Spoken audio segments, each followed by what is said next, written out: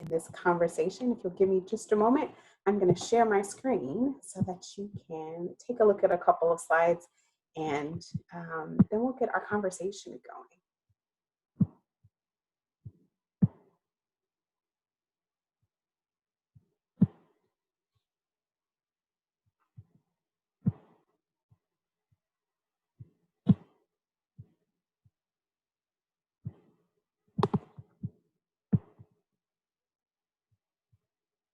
Oh, give me my whole desktop instead of the screen view. Here we go.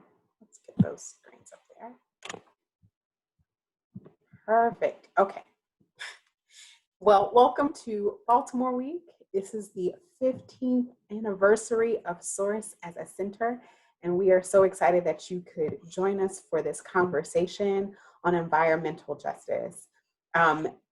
There are a few things that I want to tell you about before we get started, and the very first thing that I want to do is begin with an acknowledgement. So I want to take the slides are being smarter than me today, but take a moment and acknowledge the traditional lands that we find ourselves on, the Piscataway tribe, who are the indigenous folks and the traditional owners of the Chesapeake Bay region. And I also want to be mindful of the impact of racism, systemic oppression, including the practice of redlining, colonialization, genocide, and state-sanctioned violence in the lives of Black and Brown folks. And as we move through our conversation today, I want to highlight that this is one of a series of events that are happening during our Baltimore Week. So Baltimore Week is always the first week of October, where Source highlights issues of social justice and of resilience in the community that you find yourself in here in Baltimore. And so this is the third event of the week. This is the series for today, and we're excited that this evening we will take the information that we learned from our amazing panelists and we'll put it into action. And we will have from 5 to 7 p.m. sustainability circles. So we invite you to come back and join us this evening so that we can put some strategy around some of the things that we hear and engage in a conversation led by students that will facilitate us to action.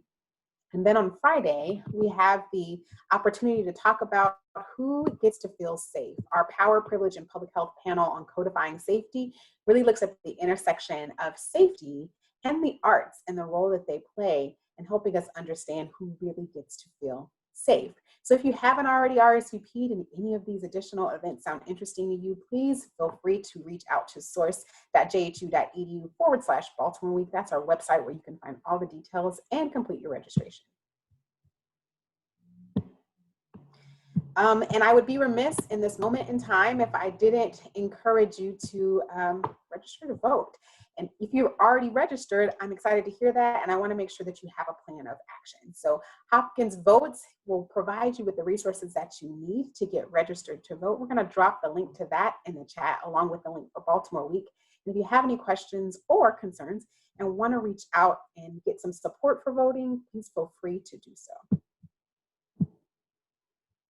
Now, I want to ground us a little bit because we're going to be talking about environmental justice, and you know that, that's why you're in the room. But we're also going to be talking about systems of inequity that have led us to this crisis of a moment, and we'll spend some time intentionally talking about intersectionality and how marginalized communities in particular are impacted by this issue. So you may find that as we're talking, you feel a little discomfort in your body, and it's completely natural. We find that we feel discomfort erupting in our body when we've reached an edge, a learning edge usually, and sometimes it's an opportunity for us to lean into that edge. We are inclined to escape to safety, but I'm going to ask that you lean into that edge, that you engage with the discomfort because it will be a space for growth. So one of the really easy ways that you can quell that disruption, bring yourself back into the present and really ground yourself is to engage with your breathing.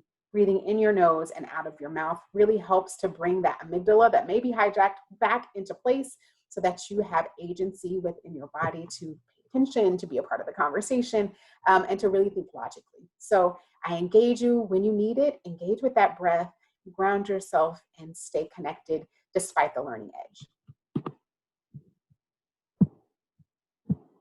I'm also mindful that we have a panel, which means we're going to have the sharing of ideas, conversations, opinions, and experiences. And so I want to remind us about how we show up and ask that we agree to be mindful of these things as we show up in this space together to be engaged. You may have questions, comments, concerns. Absolutely use that chat, the text box, the chat box, to share those with us, and links. You may have information that you want to share about things that you know or that you're researching, and we invite you to be actively engaged in the conversation. We invite you to smile because we want to see your smiling faces, but also it really, again, helps ground us sometimes when our amygdala is hijacked, to engage with those muscles in our mouth that help us find comfort and joy. So smiling is on the list of helping as a grounding practice. We also want to be sure that we're mindful of how much we're engaging in the conversation if we're making space for others. So I'm going to ask you to be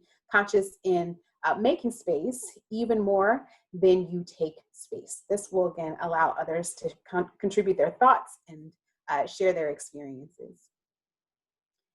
I also recognize that we're going to have some differences in experiences. And although we can't make this space safe, we can encourage you to be brave by honoring these agreements.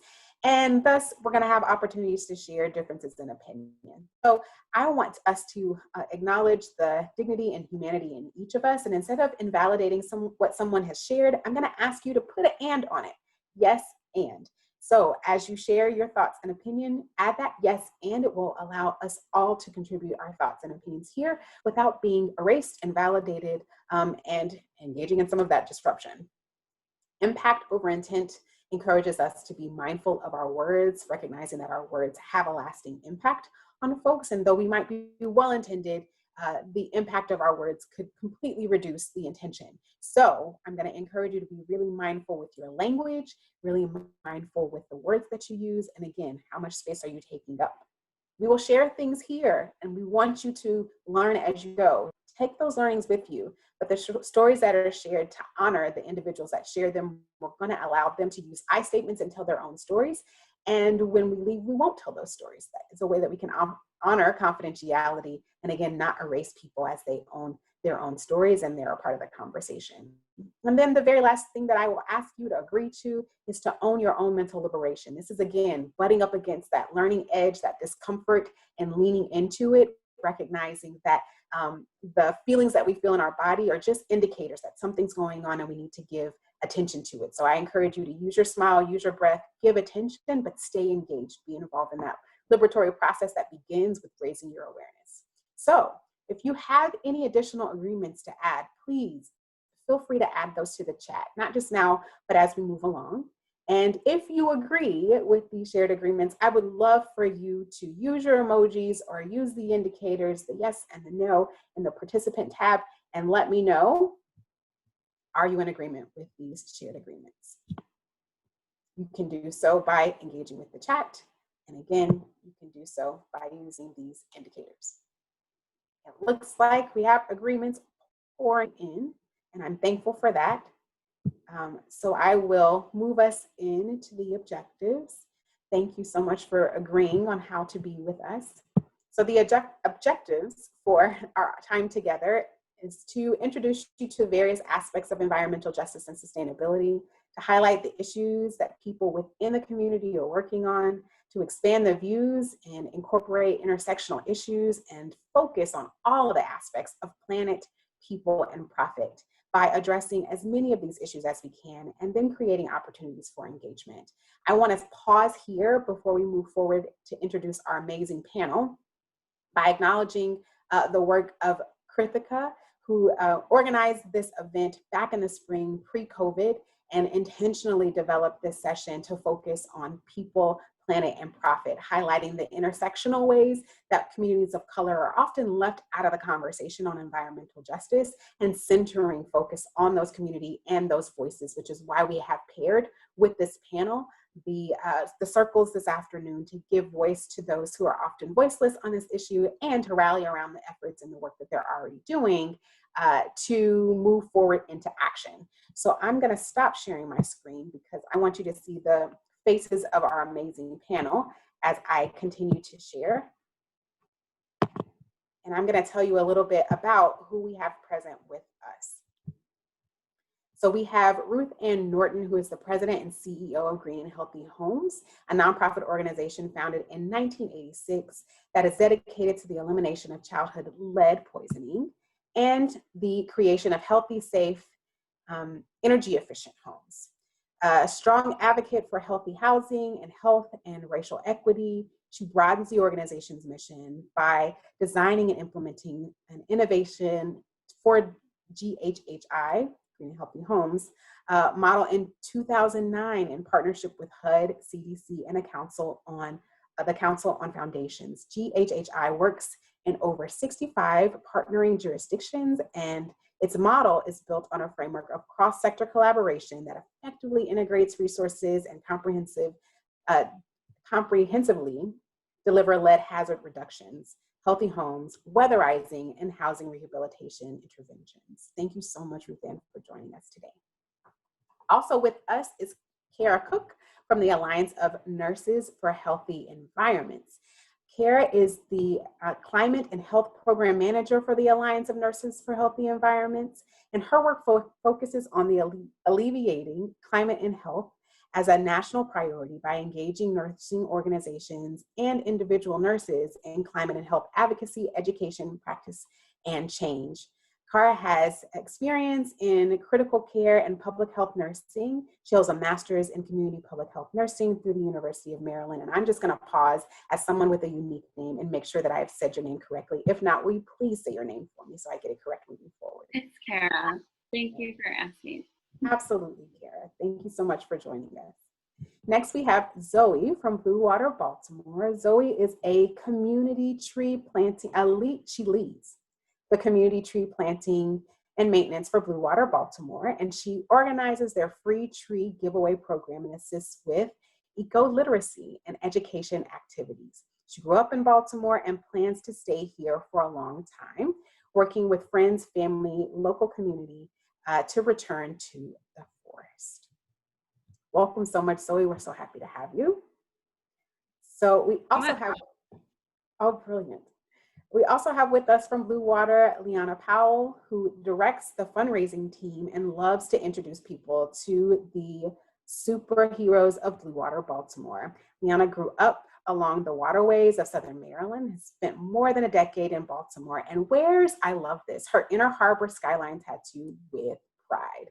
I want to make sure that I've also said your name correctly. Will you redirect me if I've not?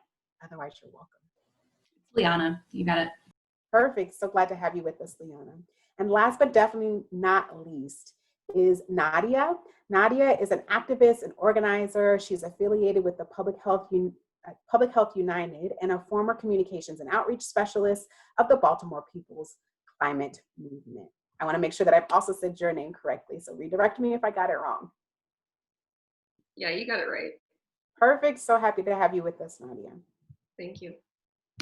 So we're going to start this conversation. The goal really is to highlight the way environmental justice is looking, what it looks like in all of the work that you each do, and then provide the community that's present here with us some ways to get involved, and again, centering the voices of the most marginalized on this topic. So we have a couple of questions, and I am going to ask that each of you feel free to answer as many or as few of these questions as you like. So the very first question to the panel is, what does environmental justice mean to you in one word or phrase? This one's for everyone. I'll start and just say that environmental justice to me is equity.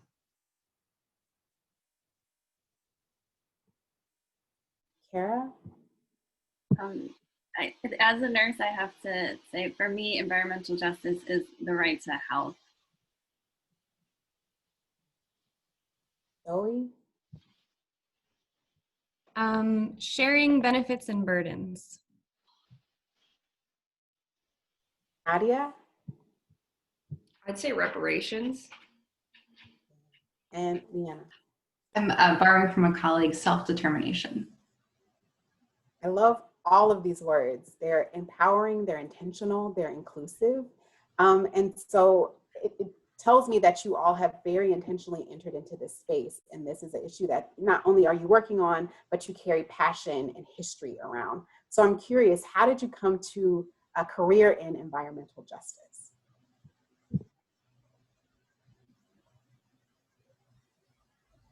Maybe we can start And with, again, just to yeah. start, I guess.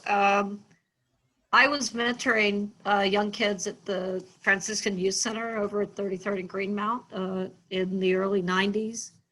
And almost every child that I interacted with, who I fell in love with immediately, had a history in their family of lead poisoning. I started to look into the issue in Baltimore. And as I did, I think I was horrified about how we had invested in communities and policies and practices. And coming out of the investment banking world, I don't think I had been exposed to environmental justice, environmental health, or social justice. I'm an economist by training. But common sense really told me that something needed to happen. Baltimore at the time was had the highest concentration of poisoned children in America. And it was very clear that we had no intentionality in our legislature and in our policies to do something about it. But we had 9 parents in East Baltimore who had committed to changing that. So I chose to join them through the Coalition on Childhood Lead Poisoning. And the deeper I've gotten into it over 27 years, I think we are just at the cusp of turning the corner to actually do something around equity and opportunity. But what really got me into this work was I thought the only way to ensure that kids get in the classroom and be able to compete in the classroom and healthy and ready to learn when they arrive was to change the moral compass on housing condition as a healthcare measure. Thank you. Leanna? Sure. So I don't want to be contrarian, but I wouldn't say that I have a career in environmental justice. I would say that I have a career in nonprofits and in environmental work, and I try to do that with justice. I think it's important for us, and Zoe and I talked about naming this, that Blue Water Baltimore actually doesn't identify as an environmental justice organization, but we are an environmental organization learning how to be more just. And I'm sure we'll talk more about that divide later. But personally, my career has been in what's often considered human services nonprofits. And the more that I came to understand about the nonprofit industrial complex as an extension of colonialism, and especially about white women's role in creating that system and acting as gatekeepers today, the less I felt like I could ethically engage with that work. So I chose to take this role at Blue Water Baltimore in large part because our mission doesn't rely as much on those pillars of colonialism. It's not about people necessarily. And we aren't seeking to fix social problems, but rather to work collaboratively on environmental ones. And so I felt that there was more room, ironically, to do this work in a more anti-racist, anti-oppressive, and just way. And I think that there is a tremendous amount of room for that in the environmental movement if we can figure it out. Thank you. Naadiya?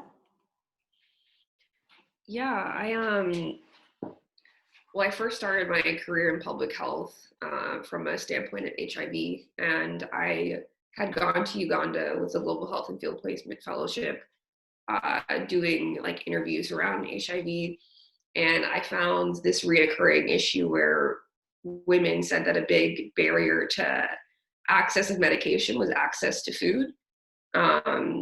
And so I think that that was a kind of initial shift in like thinking about food and the environment a bit more.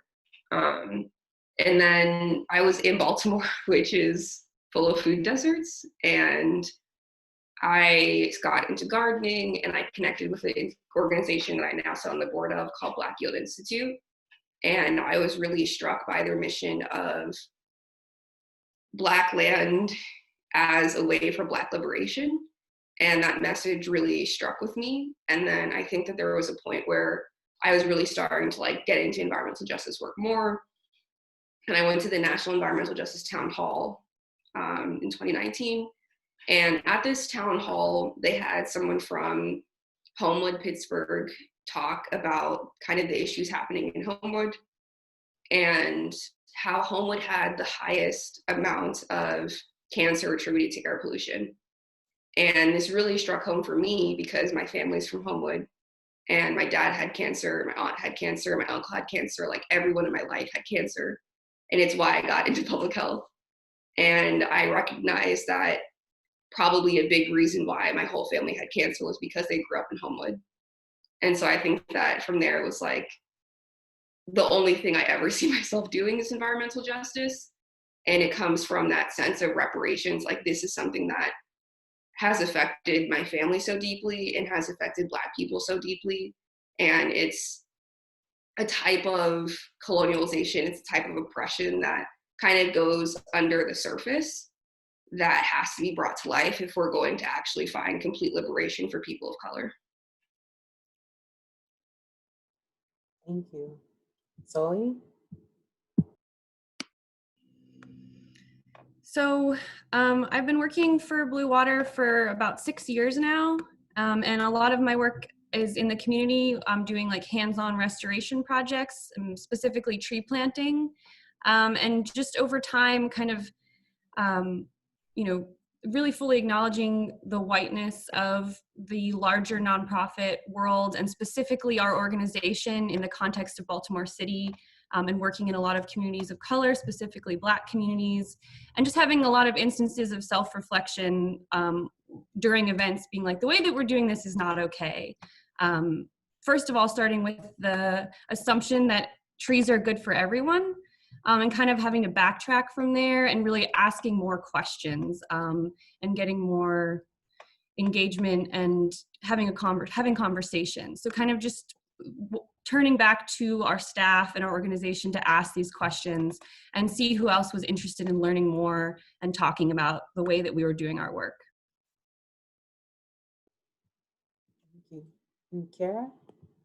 Yes, thank you. And thank you, Leanna, for that acknowledgement, because I had the same caveat too, is that I don't necessarily consider myself having a career in environmental justice. I think it comes with my work I'm doing as a nurse and as a public health nurse, and a nurse working in environmental health, where that environmental justice component comes in, because I don't think that you can do public health nursing or environmental health without focusing on environmental justice. And so really my entrance into environmental justice came through when I was transitioning from working as acute care nurse in the hospital to starting to get my training as a public health nurse and transitioning out of the hospital.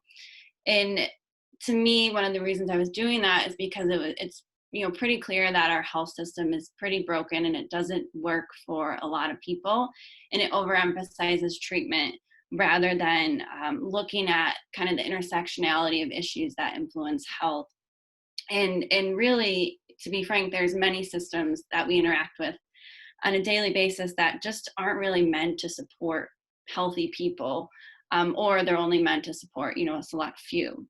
And so that's really how I started to think more about the environment as a big influence on the health of a person, and not really looking at it as a conservation issue. And so what I try to do is really, when talking about these issues with other people, is to really center health in the conversation and center impacted communities, ensuring that when we're thinking about solutions to address these issues, that we are looking to those communities for direction and for the answer to what they need. And so in my work with the Alliance, a lot of the work I do is around advocacy. So ensuring that we have, strong environmental justice components within any bill that we are looking at in terms of climate solutions or environmental solutions. And then also working with nurses, because nurses just in general don't get education on environmental health. So it's a big gap in nursing, and really reduces the capacity of a nurse to be able to care for someone if they're not thinking from that lens. And so we work with mainly nurses to try to give them tools and training to increase their capacity to be able to address these issues within practice. Brilliant. Thanks, each of you for what you shared.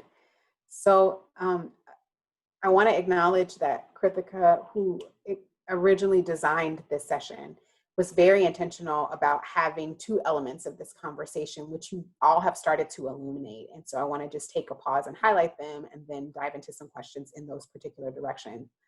The first is to demystify environmental justice as just a physical environment issue. And the second is to highlight the impact on marginalized folks and the fact that there are people of color working in this space, working quite intentionally, and the folks who are highlighted in their efforts tend to be white folks. And so acknowledging that, I appreciate that that's already happened, and also giving voice to the ways that there is intentional focus on centering communities' lived experiences, centering their voices, and centering their perspective on solutions.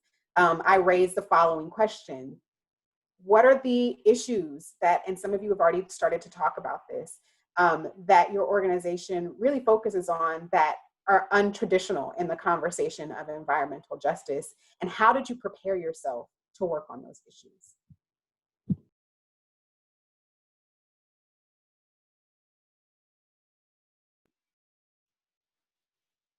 Yeah, I can go first. So I'm on the board of Black Yield Institute, and I also currently am a health fellow for the Congressional Black Caucus. And I think that for both of these organizations, we really see centering conversations on justice, meaning centering Black voices and centering voices of Indigenous people. Because I think that white people can't tell Black people's stories as well as an actual Black person.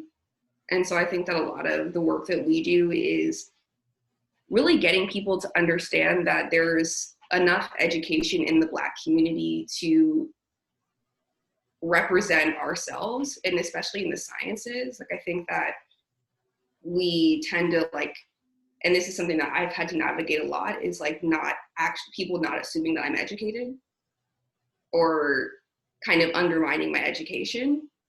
And so I think that sometimes it's also getting white allies to actually respect Black people when they do speak, and also kind of stepping away from this colonial mindset that we have that a degree is the most important form of education instead of real world experience. And so I think that a lot of it is demystifying and reestablishing who has the opportunity to talk and what qualifications do you need to speak in the first place.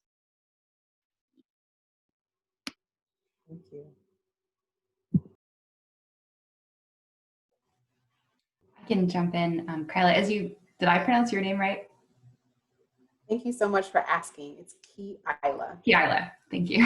I think, building from what Naadiya said, one of the biggest challenges that we have had as a predominantly white-led and historically white-led organization in a predominantly and historically white-led sector, which is to say pure environmentalism,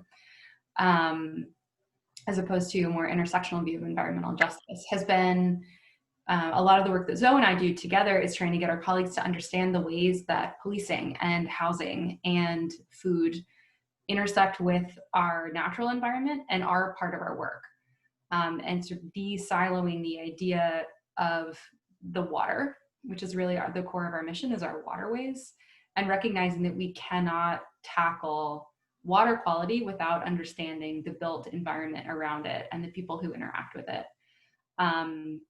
So I think we've been really working to expand our organization's understanding of our work, both to a structural and cultural and historical level, but also to the personal and interpersonal level, and recognizing that as white people in this work, we both need to understand what we bring and don't bring to it, in terms of our biases, our prejudice, our privileges, but also that there will hopefully come a time when we step aside, and that diversity is not a goal, but shifting power is the only way that will change our sector.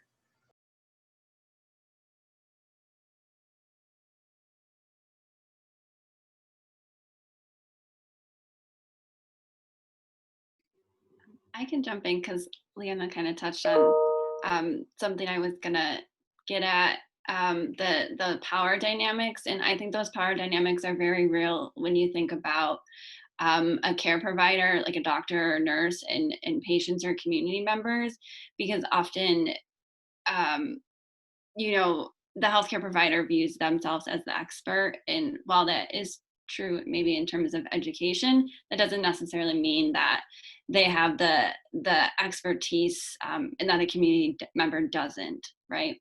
And so I think that's how we, and I'm with the caveat, we are nowhere doing this perfectly.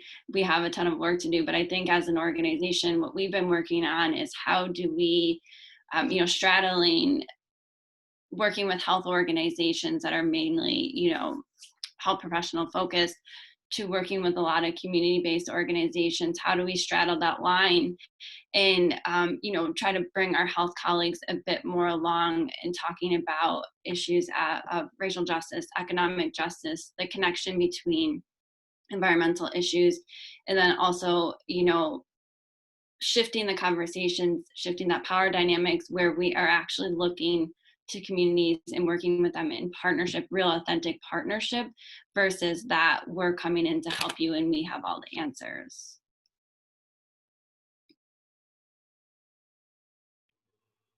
So I don't want to preclude anyone from speaking, but there are so many gems that have been shared already, and I want to build on them. So feel free to answer my last question if you want to jump in and answer this one simultaneously. That's completely fine. In part because I want to make sure that everybody who's in this space is working from a shared understanding. So we've heard the terms colonialism, we've heard the terms liberation, we've heard the terms power. And I think it would be really helpful for everybody to be on the same page to understand how that manifests in the work that you're doing. So if each of you could talk a little bit about the role of colonialism and power, and maybe we're talking in a corporate sense, maybe we're talking about government policy, how that plays a part in the building the problem as you know it, and then the road towards liberation. What is that looking like, and what are the ways that you are growing in your understanding of what that looks like in your work?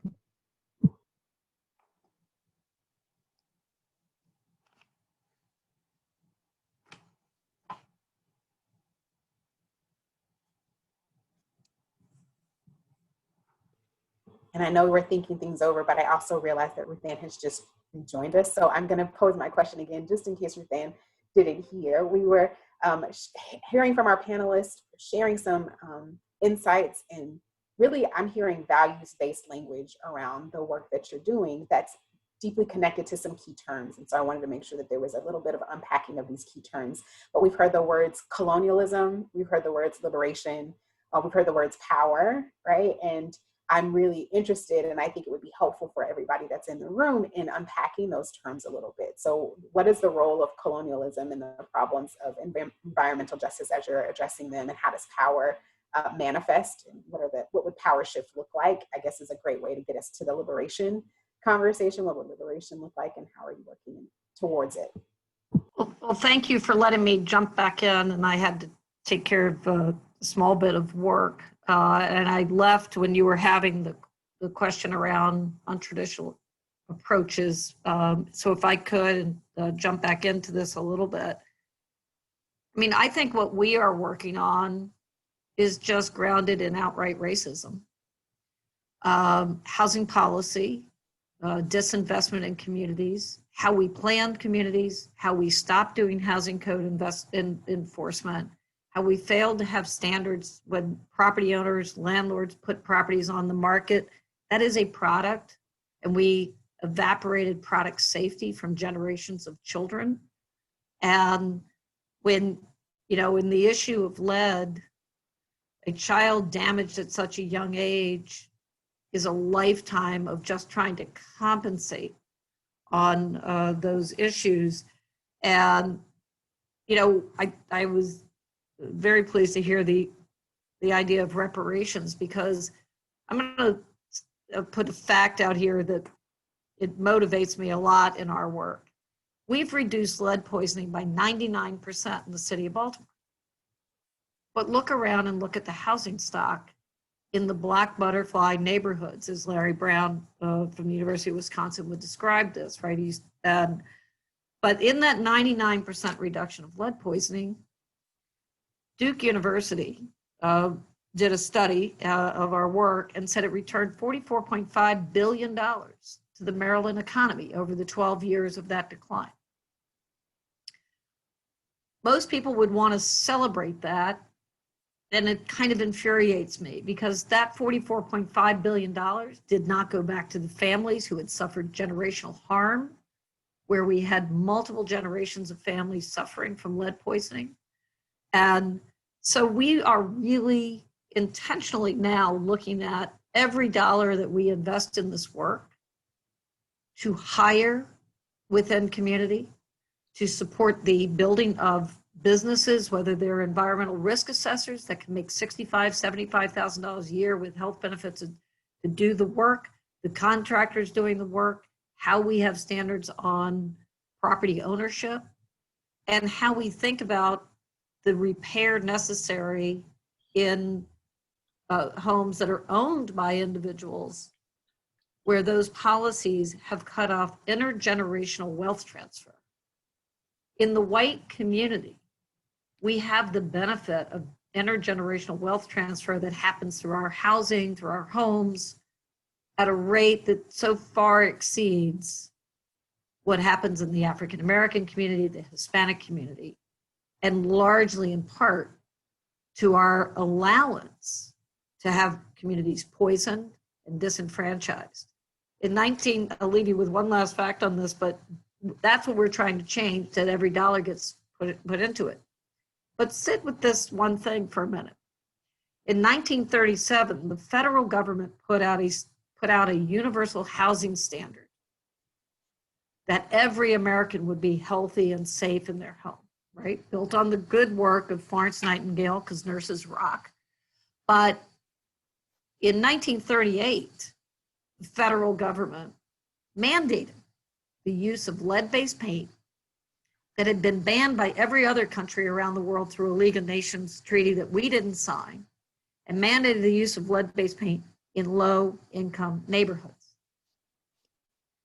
And we are still unpacking and unwinding from that decision and generations of decisions of housing commissioners not wanting to make repairs in certain neighborhoods because they didn't see the benefit of it.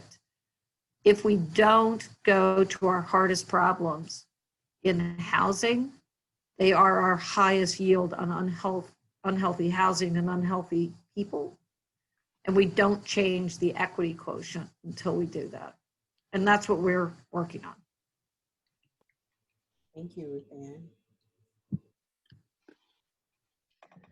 Ann. So I'll follow up to that, talking a little bit about, a traditional nonprofit structure, which has a board, and how we've been working internally first. So as we mentioned, we don't identify specifically as an environmental justice organization, and there's been a lot of internal conversations about that, what that means.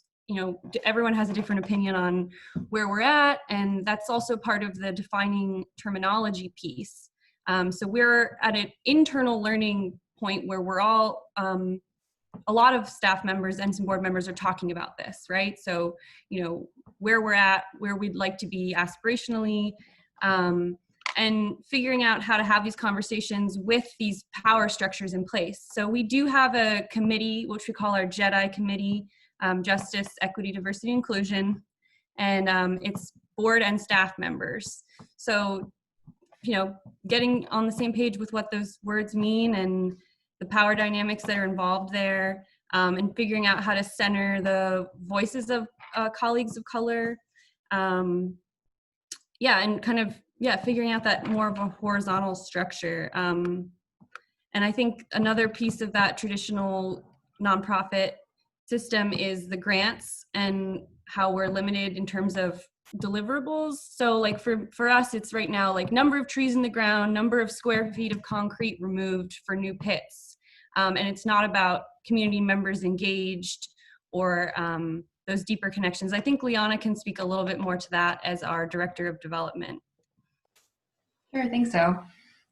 Yeah, I think that as we as an organization become more aware collectively of the systems that have brought us to right now, our history of colonialism, of systematic disenfranchisement of people of color, of capitalism, we're recognizing how many of those systems don't serve us as an organization either. And one of the things that I'm working with my team to challenge is our traditional relationship to funders, where they dictate our priorities, the communities in which we work, and in many ways we cater our communications, our marketing, our planning to what people with money would like to see.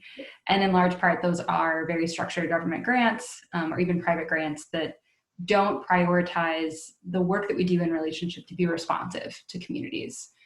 So for us, it is about centering, right? Are we, which is another word to define, who is at the center for us, and how can we decenter our funders and recenter the people who are impacted by our work, whether we are currently recognizing who those people are or not.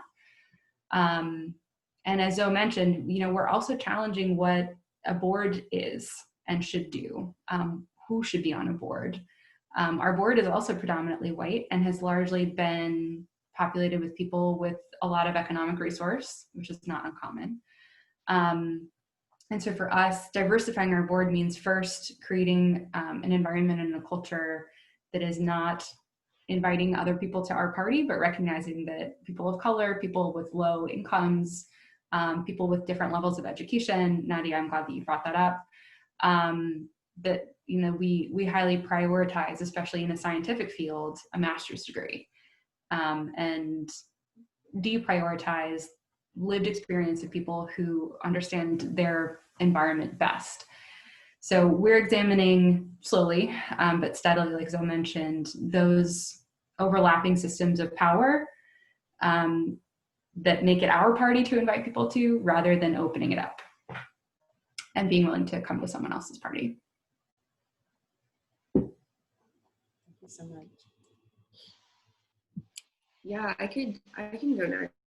I think that in environmental justice, we talk a lot about systemic racism, which is like the systems at place that create racist policies that allow for a lot of these environmental injustices to occur. But I think in this current moment, 2020, Black Lives Matter on the rise, ever present in people's minds. I've really been focusing a lot on internalized racism and interpersonal racism that upholds the system, because I think that there's a lot of I think colonialization at large has created this internalized racism and interpersonal racism that unless that gets unpacked, unless that gets worked through, this system is also always going to be there. And so I think that for me, I'm really trying to push the narrative around institutions really having people sit in this discomfort of their own racism and their own biases in a way that I think that we sometimes almost bypass by talking about systems, because the system is so high up that it's almost like hard to really feel like we can affect change in it. It's hard to feel like we're a part of the system. It's like, oh, I hate the system, therefore I don't need to talk about racism anymore. And I don't think that that's actually the case. I think that when we have these town halls and these meetings, and there's not a lot of people of color in the room, there's not a lot of people of color on the panel, there's not a lot of really strategic thinking around how do we make sure that people of color even feel comfortable going into environmental justice, because maybe they don't get talked to at the town hall or at the meeting. Maybe other people's questions get asked first. And like, how do we restructure those things? Because I think that you'll see people and they're like, I really am interested in this work. And then they come to the meeting and they feel very disenfranchised. And I think that that's something that also needs to be readjusted, is how do we make it so that internally we're doing this work around anti-racism, because that will also shift the external around the systems that we live in. Thank you. So I'm mindful that Cara didn't speak. Did you want to add to this point? Yeah, I was just really reflecting on what Naadiya said. Thank you so much for sharing that. It really resonated with me. I think for me in my work, it all kind of, because my role that I feel like I play in this is what I can do within the health sector and how that can help infuse outward, and how can I make change within the structures that I'm in. And there's a lot of, nursing is predominantly white. Just by nature, we're mostly women, but predominantly white profession. And so we've struggled a lot with, racism within the profession, and really, how that infuses throughout the experience of nurses of color, and within academic institutions, within healthcare facilities, you name it, wherever a nurse practices. And then how that reflects in the care that we're giving to patients in communities. And so what we've been also exploring as an organization, predominantly white organization and staff, and board, is thinking about how can we do that work of intentionally trying to diversify our organization, but doing it so in a way that we're either having leaders step back and bringing new voices in centering experiences of nurses of color, and having that be kind of a starting point for us as we move towards our work that directly impacts communities. Thank you so much. I really appreciate everyone's intentional highlighting of the work. And this is language that often floats around the space, right? And to unpack it, it really is recognizing and naming the role of, and you've all pointed to it, the role of history, the role of policy, and that intersection of racism. And really getting to the root of that in order to think about, and thank you, Naadiya, for highlighting this, that institutions are made of people, right? And so addressing the individual and internalized racism allows us to have the tools and the bandwidth, thank you again for saying this language and leaning into the discomfort, of addressing the institutional and the structural racism. And in the space of environmental justice, you're not actually doing the work if you're not doing the work. So I really appreciate all of you taking the time to really highlight that, and then give an understanding of what that looks like for your individual selves, for your individual work, for your organization's work, because I think that often gets lost in the conversation, that to be a part of an advocacy effort is to be in process yourself towards liberation, towards anti-racism, and to be actively centering history and policy at the intersection of racism in order to do that. So I want to make sure that folks who are participating know that you can contribute questions to the panel by putting those questions into the chat. We have some activity going in the chat, and I love that the panel is talking to each other. Folks are already sharing resources. It's phenomenal. I'm going to ask another question, and then we'll open up questions for the panel. And I want to make sure that we have a little bit of time. Cara already used some language that I really love for reflection. So I want to make sure that there's space and time for reflection. We've talked about institutional racism. We've talked about policy and the role even of the federal government, not just institutions, but of the federal government, and actively moving forward practices. I always talk about policies, practices, and procedures as the structures that we move forward that perpetuate systems of inequity. And so often corporations are highlighted as contributors to this space. And I thank you for talking about other contributors to environmental justice. So thanks for that. But I'm curious about the ways that folks get involved. So if you talked about your entry into the space, you talked about your interests and your passions, how do other folks get involved, and what advice would you give them for getting involved?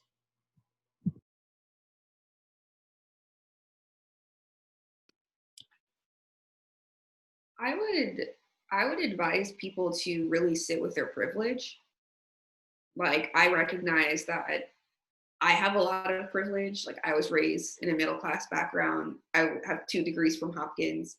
I carry a lot of privilege too. And so how can I leverage my privilege? And so I think it's a constant reevaluation of, where do I hold privilege and how can I utilize that privilege? And I think that this has to happen again and again and again, because society is constantly changing. And from there, kind of recognizing that, where do I need to maybe step up and where do I also need to step back?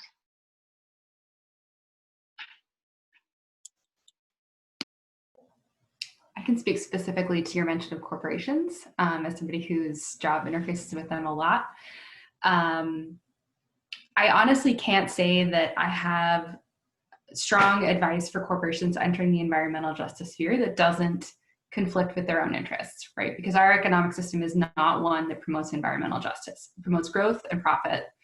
And I don't fundamentally believe that profit can be a part of environmental justice. That being said, I think that there are more just ways to go about corporate social responsibility or corporate engagement or any of the other ways that I see corporations entering the environmental field. And I think the biggest piece of advice that I would give corporations or any other white people is to listen, right? And I think a lot of times corporations enact what I've talked about and others about colonialism and paternalism. They come to communities, they want to do a kaboom style project. They want to fund it and they want to send the volunteers to drop in, to parachute into a neighborhood, plant a bunch of trees with us, right? Or lots of other organizations, do a cleanup. And that sort of short-term, single-focused, solutions-based engagement rarely is responsive to community needs, rarely has long-term impact, rarely builds critical relationships that are important for sustaining long-term shifts. And so I would say, where corporations have money that they want to spend in community, they should spend it funding Black-lit organizations and funding community organizing, funding things where their employees are not involved, that are not field trips, giving money without strings attached. And really, I mean, especially for the organizations that are headquartered in Baltimore, especially for the ones that have a large physical presence, listen to your neighbors, understand the impact that your corporation is having on the lived experience of people who, are experiencing runoff, for example, from the Under Armour campus, or whose neighborhoods are flooding because of new housing developments. I think if people say that they want their corporations to be stewards of communities, they should start where they live.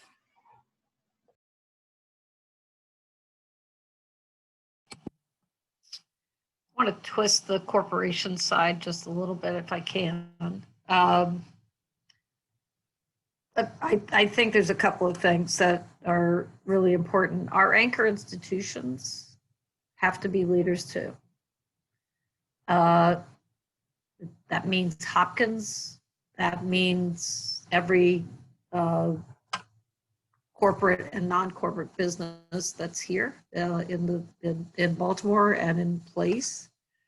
Because I think we have to redefine, we have to get away from the definition of profit to what profit, and sort of redefine that term, that human outcomes should be part of how we see a society profiting, that shared results on education, shared results on opportunity have to be a part of what we think of in place of profit.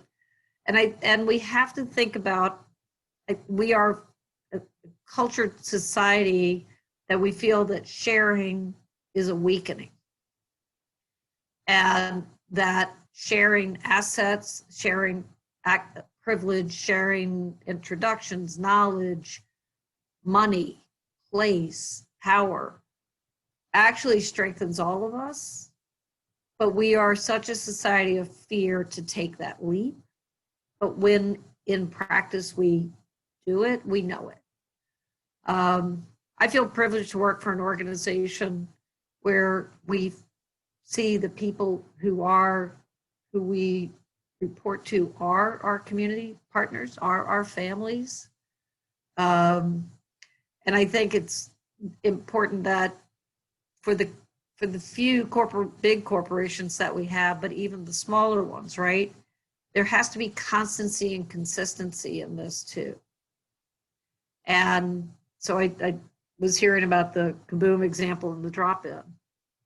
And, you know, that's a big problem of trust. It's a big problem of follow through. It's a big problem of maintaining. We go to our constituency that we serve, that we are paid to serve, as the first place to go for engagement, for volunteerism, for leadership, and feedback.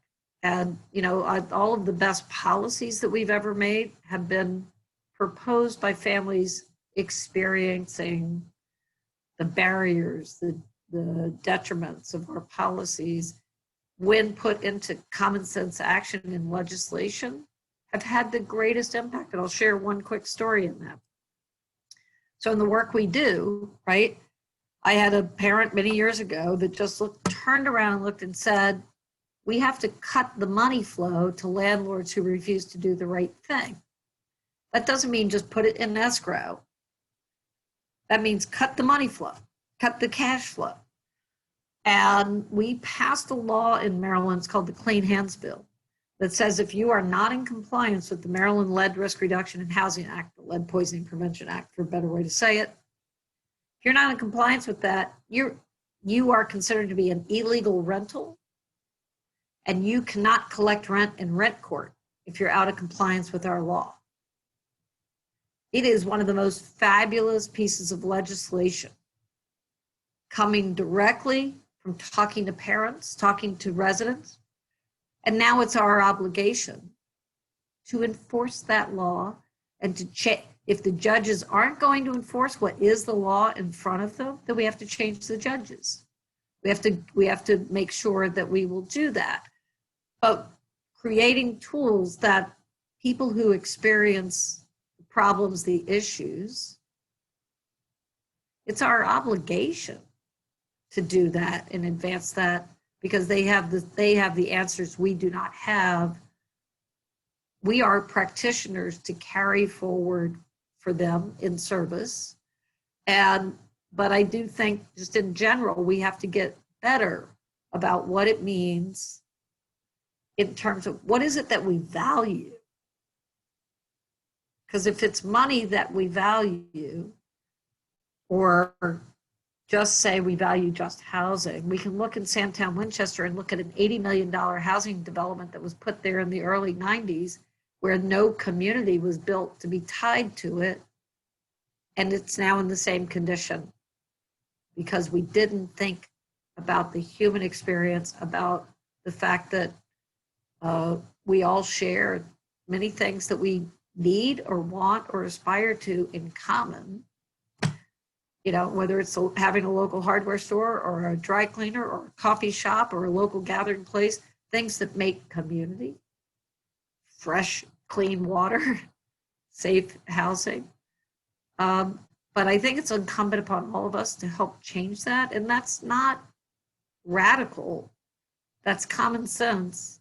It's human and it's right. And we get so blown apart by politics rather than just following a moral compass. And we've got to follow a moral compass that does that. And I'm preaching to the choir here on that, but I think we do have to, in all the work we do, have to push the change of definition of what we are aspiring to, success, and who's in charge of driving it, and our role in service. And I'll just speak to kind of the role of healthcare institutions, because I see the potential for nurses to push for change in the places that they're working in. And if we think, you know, specifically for some of the facilities within Baltimore, you know, these are supposed to be institutions that are meant to keep people healthy. And, you know, what they end up doing though is contributing to the problem. So just overall healthcare in the United States is 10% of greenhouse gas emissions. And if we look specifically in Baltimore, you see things like, one of the largest medical incinerators in the country is located in Curtis Bay. And so you have an institution that's meant to be a health institution that is polluting the community. And so I think there's, opportunities to think about the healthcare practices and how a healthcare facility can use their institutional power to create change.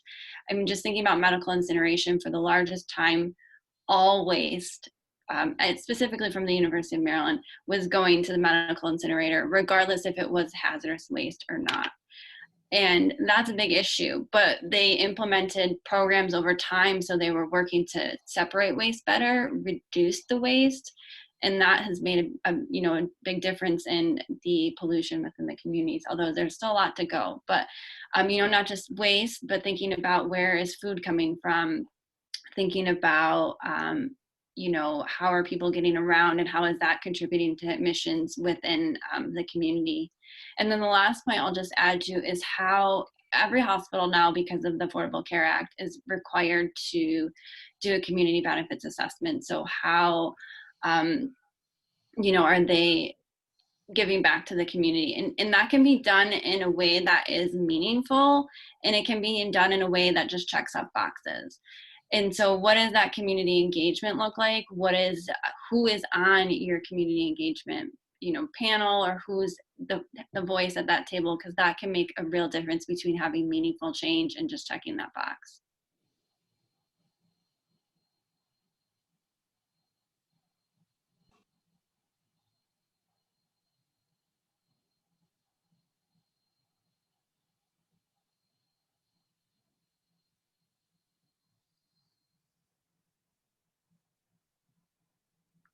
I think you were muted when you said that.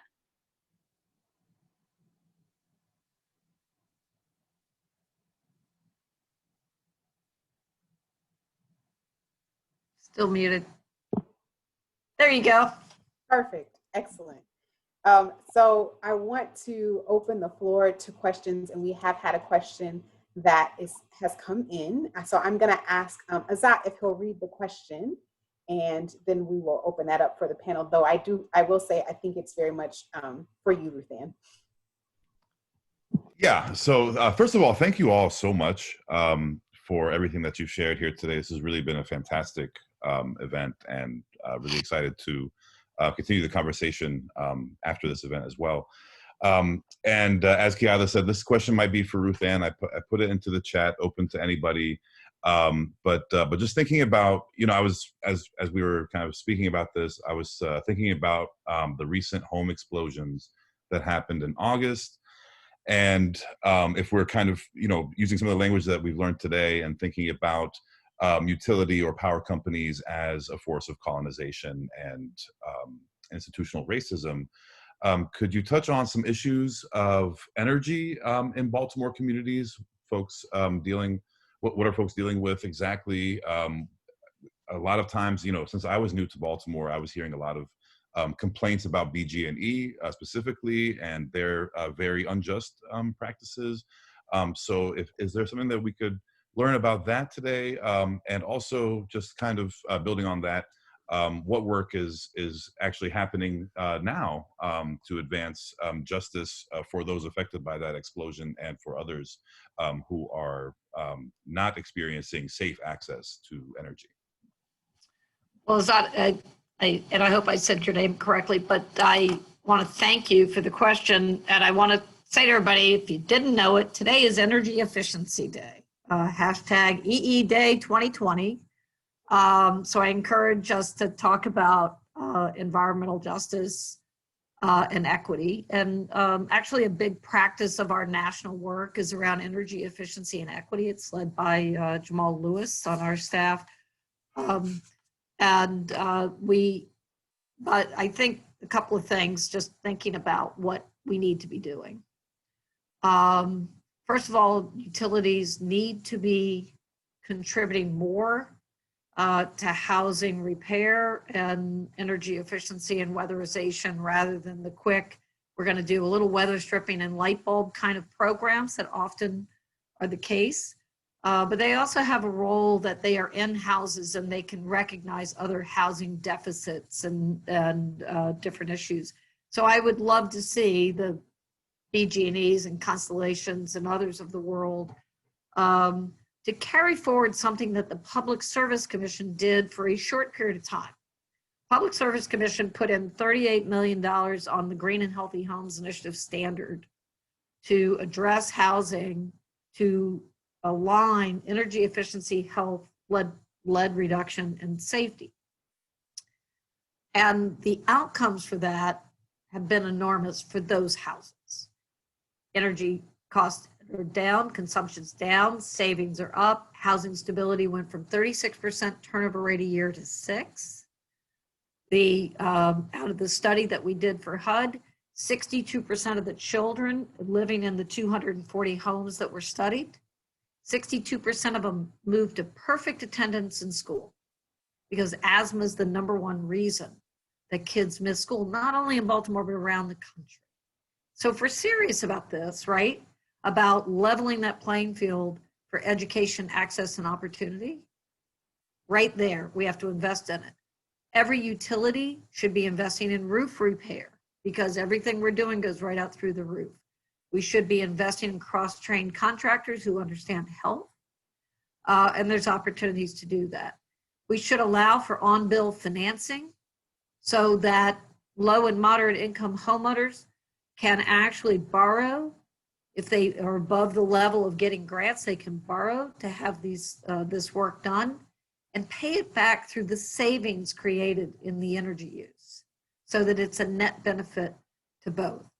Utilities cannot be afraid that they will lower utility costs. They are a regulated business, and we should make sure they're doing that as well as advancing this work.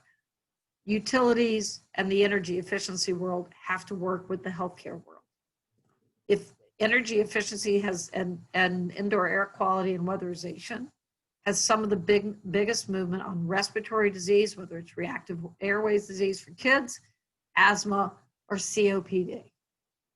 And so healthcare should be thinking about their investment through hospital community benefits required of every nonprofit hospital to invest in things that make the community better. And they should align with the utility benefits. If we took just those two resources alone and put them on the hardest hit housing in the city of Baltimore and really were diligent about that, then we would have a massive change in the outcome. Last thing I'll say is COVID, right? We are using our houses as a shield for health, but yet we're trapping people in unhealthy housing during this time. So we have to have a post-COVID strategy about making houses safer, including our seniors who will live through at least 3 seasons, summer, fall, winter, spring, so 4 seasons right through COVID. And we have to think about extreme heat and extreme cold on their cardiac health and on their comfort and quality of life. And all of it, to me, comes down to building intergenerational wealth transfer. So there's such rich opportunities on the intersection of energy and health.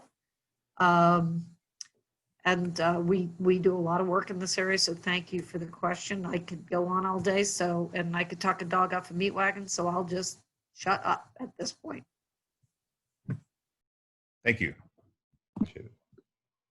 Thank you. I want to echo Isat's thank you. I want to thank you all on behalf of everyone who is present in this space, and remind folks that if you were enthralled in this conversation the way that I was, hopefully you will join us this evening for our environmental justice sustainability circles. It's an opportunity for you to learn, what do you do now? You have more information, you have some maybe even new language. We talked a little bit about liberation, and that's about building a future that includes all of us with equal access for all of us.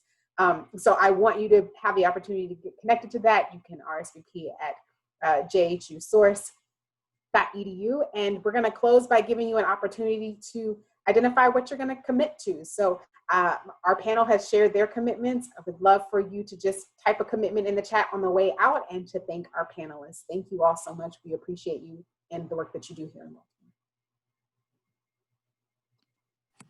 May I just say to Source how great you are, how important you've been to our organization, how many people that we have gotten to come through at GHHI through Source that have changed the course of work for us. Love you, love you, love you, and love Mindy and Tony Bridges and everybody else who's involved in Source. And I always tell people who want to gripe about Hopkins, because you're a big institution, that they need to look at Source. And Source, I think, is the heart of Hopkins. And so just thank you. Thanks for that. So much gratitude in this space. We appreciate that love. Thank you, everyone. Have a great afternoon.